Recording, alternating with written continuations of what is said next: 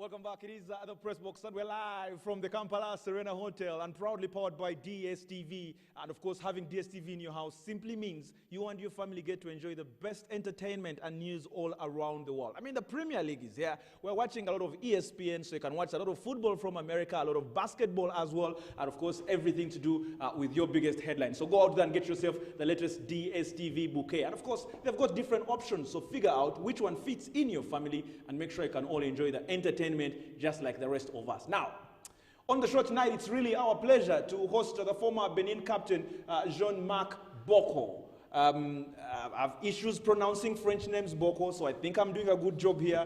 For starters, good evening and a warm welcome to Kampala. Thank you very much, Andrew. Is it your first time here? Yes, it's my first time. Ah, okay. I mean, I'll tell you something. I'll tell you a quick fact about Uganda. We are rated as one of the most beautiful countries in the world. It is? Yeah. Oh, I have to check. Yeah, you have to check. I don't know what your first impressions have been, but once again, welcome to Kampala. And really, before we jump into other issues, let me start by asking, what brings you to Kampala? Well, I came to meet a very good friend, the ambassador, Jules Armand Anyambosu, and to talk about how we can develop a partnership between Uganda and France in terms of sport and especially football. So let's start right there. Let's start right there, developing the relationships between Uganda and France. You're from Benin, but living in France. How has that transition been like for you? Well, even if I'm from Benin, I grew up in France, and my motherland is Africa. And the best things I've done so far is the academy that we built in Senegal with Patrick Vieira, Bernard Lama, and Sayer Seck, which coming from this academy is a player playing for Paris Saint-Germain, he's playing for the national team, Senegal national team. It's Idrissa Gana Gueye. We have many players coming from our academy. We're doing very well. So even if I'm from Benin, I built something in Senegal, and in my point of view, we have to see how we can work together to develop sport and football in Africa. Well, from those pictures, we can confirm that he's not only stuck to supporting football on the continent, he's also stuck to the same hairstyle over the years. Jean-Marc Boko, so big pleasure that he comes here. A quick comment probably about your playing career. I was reading through your own statistics, retired back in 1997. It's been a long while, Boko. You must be missing football. Yes, I miss football. It's such a good thing to be on the pitch and to play in front of the crowd, and especially in Lens, where I played for 6 years. And Lens is the best crowd of French football. I miss it a lot, but what I'm doing now is for my country, it's for my continent, and I'm very proud of it. Let me ask you something about Benin football. I mean, Benin was first at the Africa Cup of Nations in 2004 and have made 4 appearances since then. We're in the quarterfinals in the last one down in Egypt. Right now, they're a win away against Lesotho to have just 1 leg in the next edition of the AFCON. You must be happy about development of football back home. I'm more than happy because last year when we went to quarterfinal of the AFCON in Egypt, in the country, it was amazing. You know what football can bring in a country and for people. So we have a government now who has a very good vision of how sport and especially football can bring something in terms of social development, but also business and economic development. So I'm very proud of what's happened so far, and we have to continue. Just for example, the country began to build 22 stadiums in the country, and we have no AFCON, in mind. So that means that the government really wants to work on sport in our country. Look, Boko, I'm very excited to ask you questions about structures, to ask you questions about the comparison of football in Europe and here in Africa. But just allow me to start here. When you look at the days you were playing, some of the greats that you were playing against or playing with, it's been so many years since then. What do you make of African football? Are we getting more competitive? The Uganda Cranes today lost in Nairobi against the youngest nation on the continent, South Sudan. And 3 years ago, everyone was thumping South Sudan 8-5, 10. But today they lost. Does that show you how far African football has grown? We no longer have small nations. Listen, it's not only in Africa, it's everywhere in the world. You can see there's no little countries in terms of football. I think almost every nation can beat almost every nation. So we need to see how, because in Africa we've got a lot of young, very good players. Yeah. The problem is that we have to build them to go from the ground up to the national team and international football. So we need to work on academies, we need to work on infrastructures, we need to work on everything that will make our football becoming competitive, because so far we never been through more than quarterfinal in the World Cup. That means that we still have a lot to do. Yeah. Well, I'm very sure the ambassador of France to Uganda, His Excellency Jules, will not be happy with my next question. But I must say, I mean, as Africa, we won the World Cup. We had a very big part in playing and winning the World Cup. And the reason I ask you that is there are so many Africans now that are going to Europe, whether young, whether old. You've been in France. What are those Africans enjoying that the rest of us on the continent here are not enjoying? What is the big difference in your view between, for example, football in France and football anywhere on the African continent? Listen, look at football in Europe. If you look at Liverpool, if you look at Manchester United, if you look at Paris Saint-Germain, Real Madrid, or Barca, we don't have that kind of clubs here. It's not because we don't have good players. It's because we need to work on developing our football from the ground up to the big clubs. But we still have a lot to do.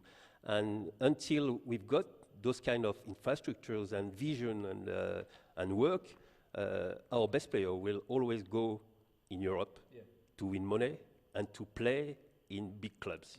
But I'll tell you something. Today, when I was coming here, I met a young viewer of the press box, and he told me he was 15, but he's just going to start playing in an academy today. He told me, I'm 15, I love football, I'm very talented, and I'm looking for an academy. Isn't he late? Isn't that the problem on the African continent? Don't we lack structures from the beginning? If a player is 15 and is just going to join an academy, can you really become professional after that? You won't. You have less chance than if you begin before, because it's very important. The age between 8 and 15, those ages are very important to build a player, a professional player. So we need to work on that kind of academies. If you look at Senegal, who is doing very well, they are qualified now for the AFCON. They are the best. You feel we have exported enough for Europe to believe we better pay attention to this continent now? I'm sure. Just an example, Marseille just built a partnership between Olympique Marseille and our academy, Diambars. And now Metz is doing the same with an academy in Senegal. And now a lot of big clubs are looking at African continents to build a relationship and see how they can maybe help, but also pick up some very good, talented players. But I mean, there's someone watching the show out there tonight, John, and is saying, these guys are out of touch, because one of the biggest problems on the African continent has been money, has been finances. The governments will come up and say, yeah, we've got a budget. The corporates will come up and say, maybe we don't have enough. How do we, as Africans, beat that problem of saying, we can set up structures even when we probably don't have enough money at the moment? Shouldn't there be some help coming to help most of these countries? Listen, it's all about how you structure your football. Because if you're chairman of a company, are you going to put money in a club or in football which is not organized. Yeah. You won't. Good point. So we need to build our credibility, and it's we have to work on our structures. Yeah. We have to work on how we set up very good clubs, how we set up very good federation. It's all about how federation will work and structure all the football. Yeah. You know, until that, we will never have any very good clubs. But let me just throw this in. I think the Uganda Cranes will win the AFCON before Benin, but that is a story for another day. I just wanted us to talk about the fact that our biggest talent is in school. And you and I were having a discussion before coming on air. How are we going to have all these youngsters from these schools grow into academies, grow into clubs, and go on to become professional? How are we going to do that? Well, I think that FIFA is working on a program, and Benin will lead this program. Okay. And they want to bring football in schools, because schools are structured. We just have to maybe to build some fields and set up some programs and bring some coaches, and then everything will go from school to build our next footballers. There's also a talk of, the finances. I like how you talk about the structure of football in a country. Because I've been lucky to go and watch a couple of games out of Africa, or probably in more developed parts of Africa. And football is treated as a product. It's treated as a brand. It is not just for fun. There's a big business side to it. And that is why Africa is lagging behind. We don't get enough money from the crowds. We don't get enough money from selling shirts and merchandise. Maybe apart from talking football, Boko, we should be talking about the financing side of football as well. Yes, of course. I mean, money is the key. Yeah. If you don't get the money, but to get the money, you need to be structured. You need to be organized. You need to be serious, And I think our lack of organization in our clubs and in our federation is the point. Until we've got this structure, we've got this organization, until that, you will never get any money. I like the fact that you talk about kids and youngsters growing, because I was reading part of your statistics, and when you were playing at Hibs, you decided to end your contract early because you wanted some youngsters to come through. If it is in politics, no one does that. Take me through that. Did you see that many kids just behind you, and you felt the pressure, and you felt they should get the chance? I mean, how do you explain that? You could have gotten a new contract there. Yeah, but I was 35 years old, and I knew that the new manager wanted to change something. I had 1 year contract, and I was the fan. The fans loved me, and every time the young player was on the pitch, they were just booing him, and they were singing my name. So it wasn't a good thing for him. So I explained to the manager that the best thing was that I retired, and that's what I've done. Trust me, Boko, no one else does that. No one else does that. We always stick in there and keep taking in the applause from the fans. But my friend, first of all, I want you to enjoy your stay here in Uganda. I will. I want us to have a bigger discussion on football, but I put some questions aside. And I'll be crossing over Joel Kamadi, because I'm sure Joel Kamadi has a question or two for you as well. But before we cross over Joel Kamadi, I have some 3 interesting questions here, just to give the young African football fans a feel of your career, really. And I'm going to ask you specific questions. You are a defender. Yes, I am. So tell me, who are the 2 or 3 strikers on the African continent that were the worst for you to face? I will just give you one name. Okay. Just one. It's George Weah. George Weah. I mean, he was such a good player, but also because in my point of view, it's very important as well. He was such a good man. What he was doing for his country, for his national team, and what he was doing for the kids, and on the pitch, he was just unbelievable. Yeah. And he was so strong. He was by far the best player I ever played against. And what he has gone on to do for his country is even more fantastic. Exactly. Footballers into politics. Why shouldn't footballers go into politics? They already have the attention from the fans. They're already big celebrities. So if you go in there, you can change so many things. The Benin presidency? No, I don't want to. I don't want to. Yeah. You're not Don't put me in trouble, please, Andrew. So let me ask you as well, since of course now you live partly in Europe, who do you think has Africa's been 2 or 3 biggest exports in terms of footballers to Europe? George, of course, Didier Drogba, Samuel Eto'o. I think they are the 3 biggest players who played coming from the African continent in Europe. So George Weah, your best African footballer of all time? Yes. Joe Kamadi. Sorry, I have to talk about maybe Roger Milla. Roger Milla as well. Big name here in Uganda as well. Big name here in Uganda as well. He came and played here. Didn't have the best of experiences, I should tell you that. Joel Kamadi is standing by though. Joel, do we have any questions you want to throw to a legend? This is the closest, Joel, you can captain any national team anywhere in the world. Bonjour, Boko. Pardon?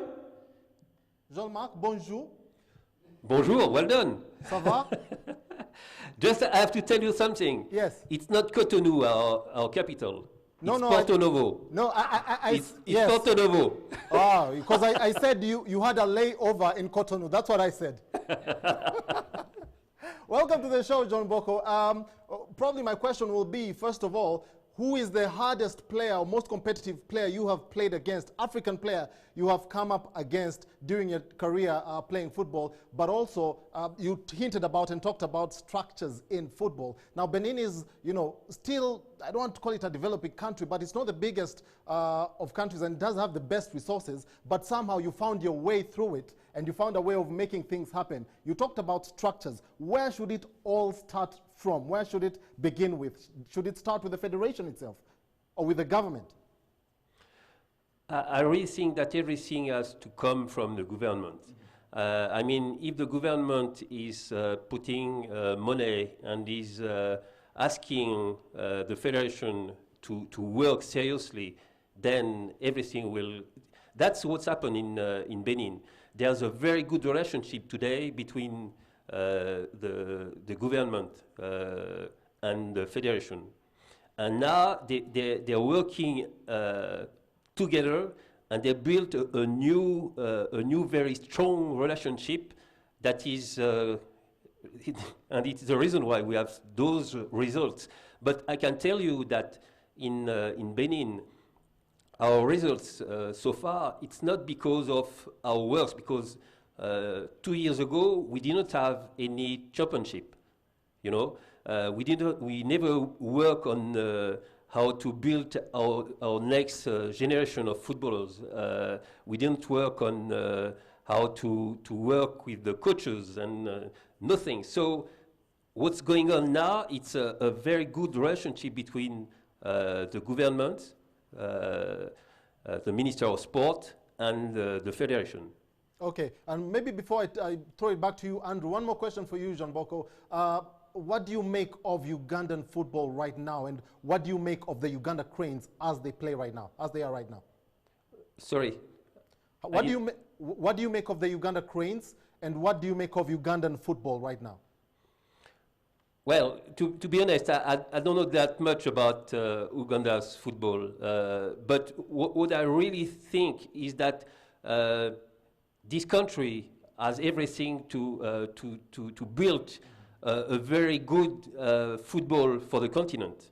I know your history, and I really think that I've seen. We're hoping to go to Cameroon, but on your side of the story, Benin lost out to Nigeria at home in one of their first games in qualification. Now Nigeria takes on Sierra Leone, but Benin does not care what the result in that game is if you can go and win in Lesotho tomorrow. Yeah. So I wish you all the best, my friend, and we shall certainly be catching up probably more when it comes down to Africa and Ugandan football. Thank you very much. Thank you very much for coming Thanks, to the Andrew. show. I Thanks. wish you all the best. Please travel around. We have a beautiful country. Travel around and enjoy the food variety, the local delight. You have to show me your country. You have to show me. I'm here now. Thank you very much, Boko. Thanks, Andrew. Okay, really appreciate the former captain of the Benin national side, Jean-Marc Boko. Currently lives in Paris, but is always in Benin to make sure African football is developing. Now he's going across the African continent as well to preach the gospel. Let's get the youngsters into academies. Let's get them into schools and let's train them if we have an opportunity of making them professionals. Quick break. When we come back, the Uganda Cranes have lost away in Nairobi today. Jonathan McKinstry says he takes the blame. But what do you think? What do the analysts think? And what does this mean for Uganda's chances of qualifying for the AFCON?